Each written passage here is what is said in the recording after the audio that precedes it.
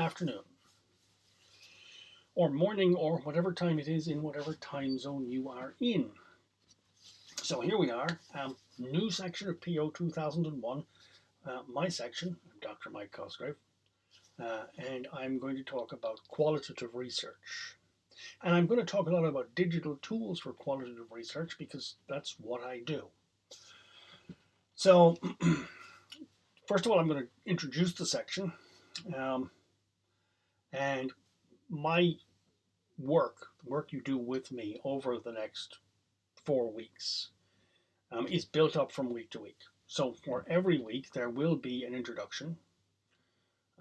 There's PowerPoint that introduces it. There'll be an introductory video that talks through the PowerPoint very quickly. There will be, some web links, but there will be a discussion thread. So in the introduction and the PowerPoint introducing it, and the video, I will tell you what I want you to do. You will do it. You will share it in the discussion thread. I will review that. As we move from topic to topic, I will look at those discussion threads, I will give some general feedback on them and introduce the next topic. There is a logical sequence. This moves through the process of research, analysis, and towards the writing part, but not getting quite there, of topics that require qualitative research methods and the application of qualitative and mixed methods of research. So that's the way it works. What is the assessment? Well, as you can see, I've hidden last year's introduction. This year's introduction is here, and this is the assessment. This is what you will do. The description is that you have been given the option or the opportunity to write one of those instant books, one of those quick analysis bestsellers on the political response to COVID-19. It's a political book, right? But in order to get a full contract from a publisher, gigantic fat advance from an academic publisher, you have to demonstrate an ability to come up with a credible research plan. So the publisher wants evidence that you can do the following tasks.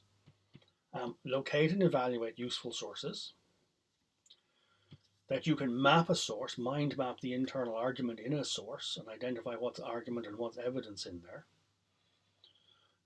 that you can review the literature and map the extent of the debate and understand what the established points of view are on the topic. And then based on that you can produce a set of questions for a research interview, which is one of the major sources of qualitative research data in politics, and that you can then do content analysis of text from official documents, from speeches, from interview transcripts. Okay? And that's really, where most of the stuff on qualitative research gets done. So you will do this week by week. You will share it in discussion threads because we are in the business of open collaborative learning. There is no big final scary exam at the end of this. And then after you've done all these bits, you will gather them all together into a single portfolio and submit with a final reflection on what you've learned from doing this. Okay, so that's the process and how it will work and what you will do. Qualitative research. I'm originally a historian. Qualitative research is what historians do, and qualitative research through a method which people who are conscious of methodology would call grounded theory, where you read the material, you look at the data, and then you pull the pieces of information out of the data and group it, and you develop a theory that explains it, having worked through the data. Okay? And this is very different to quantitative research, because quantitative research, let's skip that one. Quantitative research, I've taken about 3 different versions of the difference. Quantitative research begins with an assumption, a hypothesis, and asks, what data do I need to collect to answer this? And then it goes and gathers that, and it assumes that reality is single, that it is tangible. Quantitative research assumes that you can count things, which is not always the case. Things are not always in qualitative research broken into easily discrete categories that you can count. So quantitative research measures things, whereas qualitative research tends to ask questions like, what do the people I'm interviewing know about their culture and their worldview, and how does that inform their decision making, and how can I discover that from them? What concepts do these people that I'm talking to use to make sense of the world?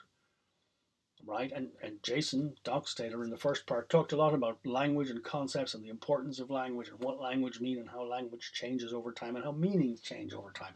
This is what qualitative is about. How do these people that I'm interviewing define the concepts?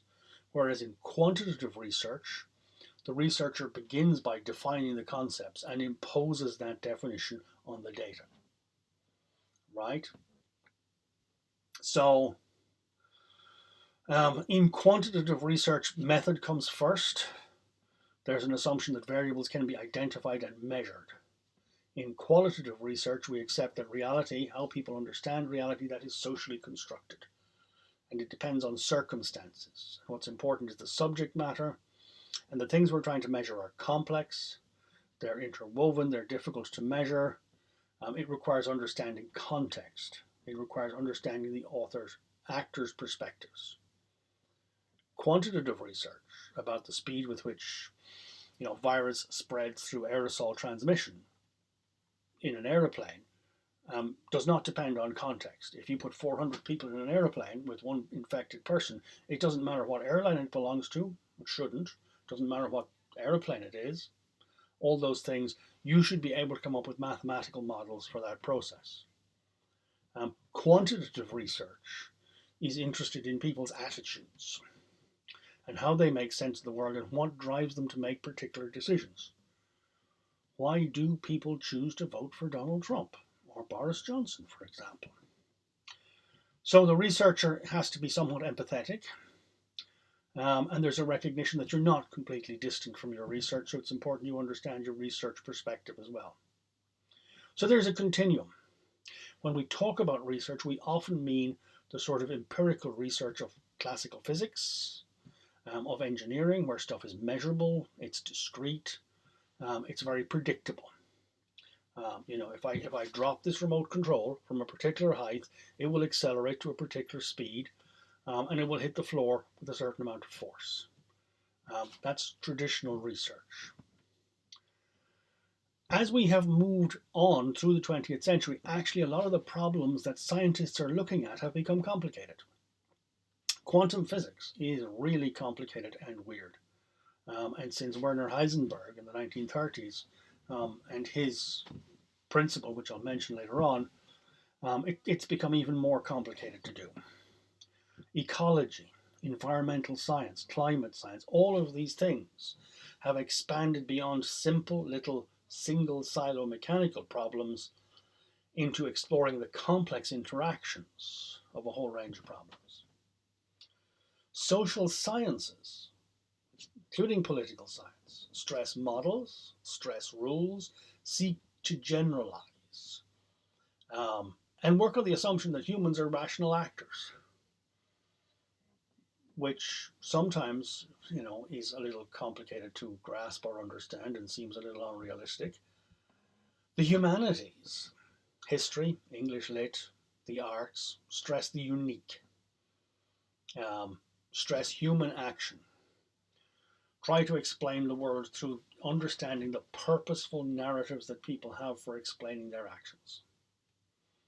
So there's a number of meeting points of these. There's concepts like bounded rationality and framing in politics, which is a big thing in politics. How do you frame an argument? What is the frame of reference within which you understand things? What is your meta-narrative? What is your worldview? The worldview of people who believe that the best way for the world to run is through a rules-based international order, versus people who believe the world is an anarchical situation where dog eats dog and the strong states survive and the weak go to the wall. These are two different worldviews. And they go back to people's basic views about the nature of reality. And when you're doing qualitative research, you do have to ask, what does this person that I'm interviewing think about the nature of reality? Where do they stand? How can I explain their actions through this? Whoops.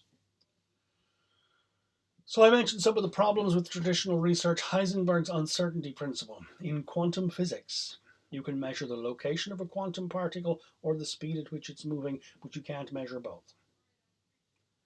And you cannot, if you measure one, you change it. It's deeply complicated.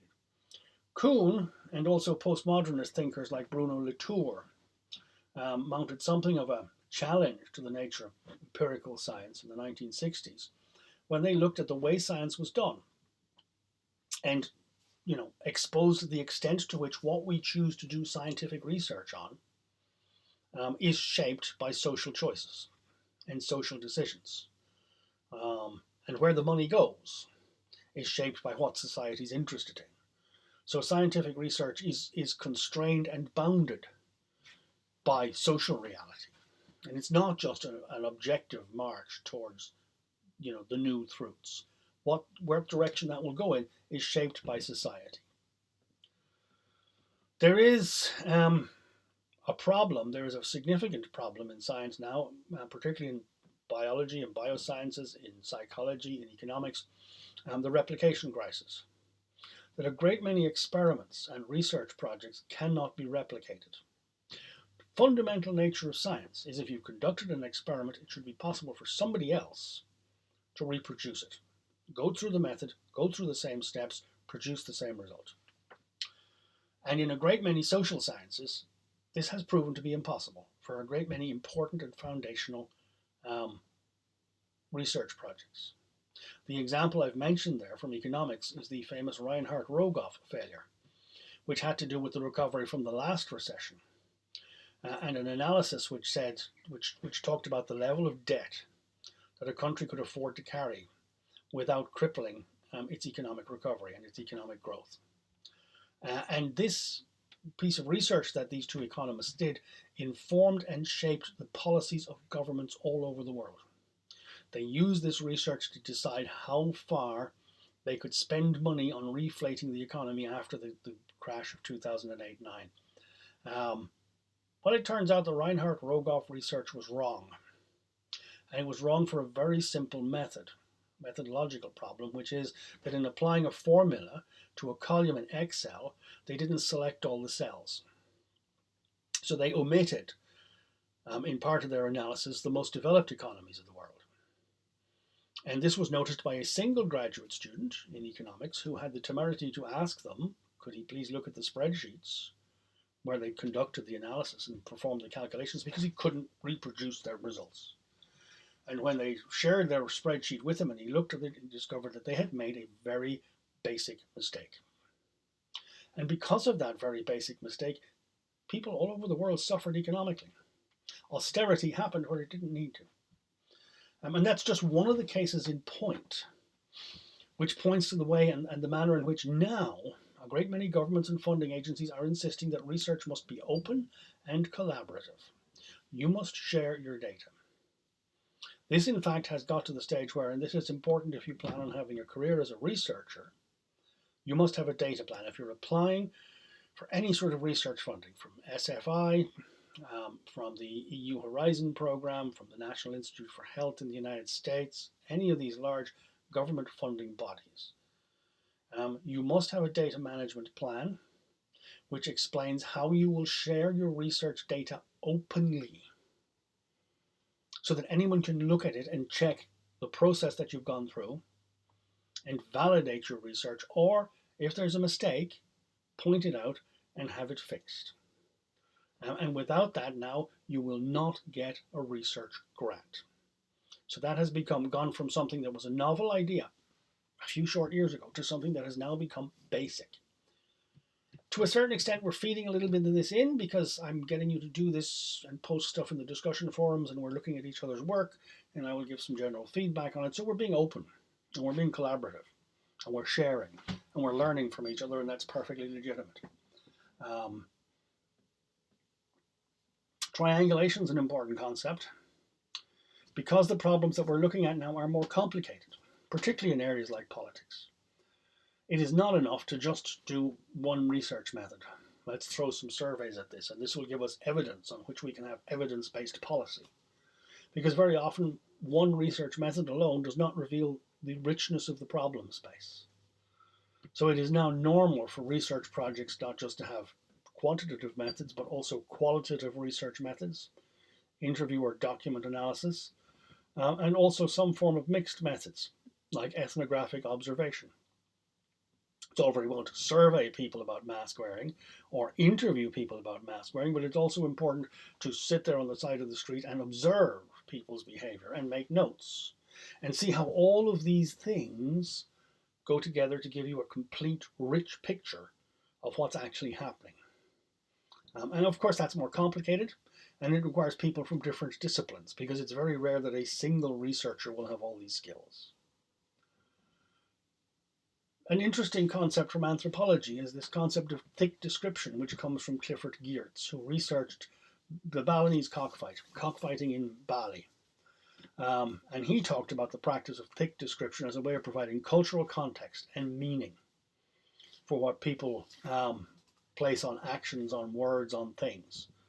So the descriptions should be rich enough so that someone outside the cultural context can understand what's going on. It's not just a bald statement of facts, it provides enough context so that people can understand it. And very often for research, there's a whole range of research fields now where researchers aspire to provide an adequately rich description of the material.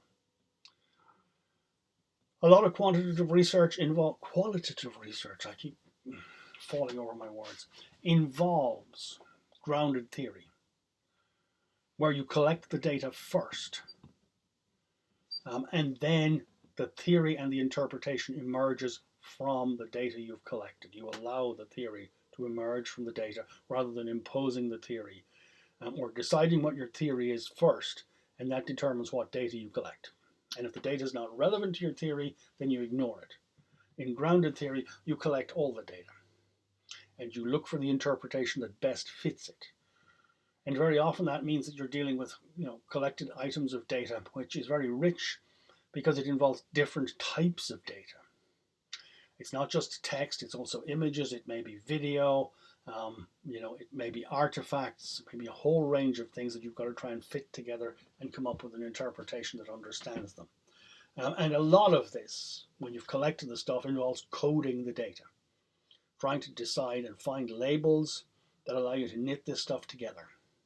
Which again goes back to the stuff that Jason Dockstader said about language and what we call things, which is at the heart of qualitative research. And this allows us to explore debates and controversies. And I'll talk more about this when we get to looking at literature reviews and the extent of an argument on a particular topic. How did World War I begin? Was it an accident? On one side of the scale or on the other side of the scale, there's the argument that no, it was Germany's fault. Or it was Germany and Austria's fault, or it was Germany and Austria and Russia's fault. So you have this whole scale of different possible interpretations. You need to know how interpretation works. And the literature review part of what we're doing will help to expose that. All of this also points towards, and some of the visualization work that we'll be doing, concept of the semantic web and argument mapping. Semantic web now gives us the tools to map arguments in a systematic way. It allows us, there's a number of models. There's a thing called the argument interchange format. There's this, which is the scholarly discourse ontology, which allows us to look at a set of statements and see how they relate to one another, whether things prove stuff, whether something is evidence for something else, whether something is evidence against something. And it allows us to map these things in a very clear way, and label the relationships between them and build them up, and do this within a single article or reading or a single piece of evidence, and then across several different pieces of evidence, and start to map that in a way which can be both accessible to a human reader. The models are labeled in a way that a real person can read them, but also you can then, once they get too large, they can be manipulated digitally. So you can use digital tools to manipulate these models and see the sense of them. So, for example, one of the things that you can do now, and this didn't exist, it didn't even really work last year, is this tool, Connected Papers. Let's take this one. Let's take one of the maps that they've already got. So this is a map of papers on science mapping tools. Tools for mapping bibliography, right, in particular disciplines. So we'll take the references, and this is a discussion of how do we build these tools. It's very meta. This is one of those tools. Okay, and one of the examples that they're showing on how to use it is a paper about how to build tools like this. And it starts with this paper here from 2011, which is at the center of the diagram. And there's a whole range of things happening in this visualization. The age of the papers is shown by the color. You can zoom out and zoom in. I didn't want to zoom in that far. I'm going to reload that now. Oh dear. Sorry. If you're doing anything with technology, you really have to be prepared for things to go wrong. And I think, one thing that we've all learned in the past few months of teaching online is that, you just got to accept it. And your ability to be successful in teaching or learning online, a lot of it rests on your ability to make mistakes, fail better, learn from it, keep moving on. Okay? So what this does is it shows all the papers that relate to this particular paper. Because it maps the references and the cross-references, you can see in the middle of the diagram, there's this cluster of papers that reference one another and that are closely connected. So for this topic, these are probably important. Out on the fringes, there are other ones. This one has no relationship to anything else in the diagram, and it's about a recursive filter for noise-reducing composite video. Well, that's not in any way relevant to what we're interested in, right? But we might be interested in quantifying an approach for detecting, quantifying, and visualizing the evolution of a research field. Well, that's interesting. We're actually doing that.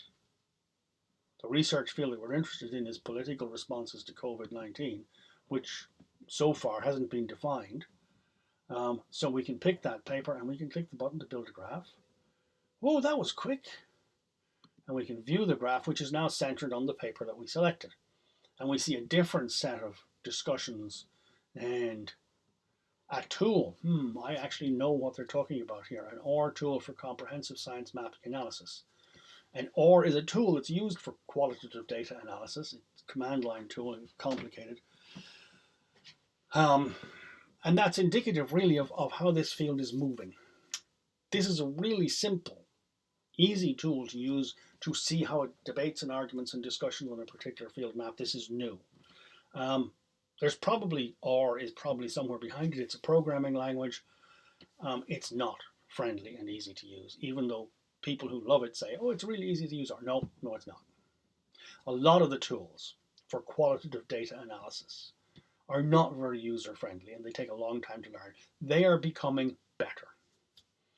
But we will look at some of them. We will look at things like Voyant tools for text analysis. We will look at some of the computer-assisted qualitative data analysis tools. We won't use them all, but I'll show you what they look like and I'll explain the principles on which they work, and the practical exercises that you will do will, help you to understand how the process works. So we will construct knowledge. We will understand how we interpret data qualitatively to make sense of it. We will also, I think, emphasize throughout that your own point of view is important. And understanding your relationship to the knowledge, where you're trying to decide how to categorize things that are not hard numbers, and that are not simply the result of a numerical survey. Your own perspectives and prejudices are important in how you shape that. And that is why when we do this, even though everybody is doing this on the same topic, the political response to COVID-19, the sources that you will choose, the way in which you will seek, the search terms you will use to locate them, how you map the argument in a source. It is undoubtedly the case that in a large class like this, there'll be a number of people who pick the same academic article to do a mind map of, and those maps will be similar but different because people are different. And qualitative research embraces that richness. And we will do that. So that is how that will work. This is the introduction. I am leaving up the recording from last year's lecture in Western Gateway Building. The slides are slightly different. Please do not be confused by that. The topic was different. But I will leave it there. Okay, and you may find it useful to hear two different versions, and that one's obviously a full hour, so it's much longer. I've tried to keep this one brief. I'll try and keep this year's stuff brief. And then I will, so this is our introduction, and there is no discussion forum for this. There will be obviously for each topic as we step through it. If you have a problem, well, you can follow me on Twitter, but you can also email me. And I will try and get back to you. If several people have the same problem and they all email me with it, then I know it's something I need to address in general. And because you're going to post stuff in the discussion threads, which are indicated in Canvas by this little icon, which is not always the clearest, I will be able to see how people are getting on. And if it turns out that a significant number of people are missing something, I'll be able to fill that in. Okay, so it is important that you build this up and you get this done. In the couple of days, and when I post the discussion questions and open the discussion threads and set a time in the to-do list, it is important that you keep up with this and keep doing the stuff as we go along. So it'll be fun. And that's the most important part of it. So stay safe, stay warm, stay out of the rain, take care of yourselves. These are the most important things, and we shall clip along with this.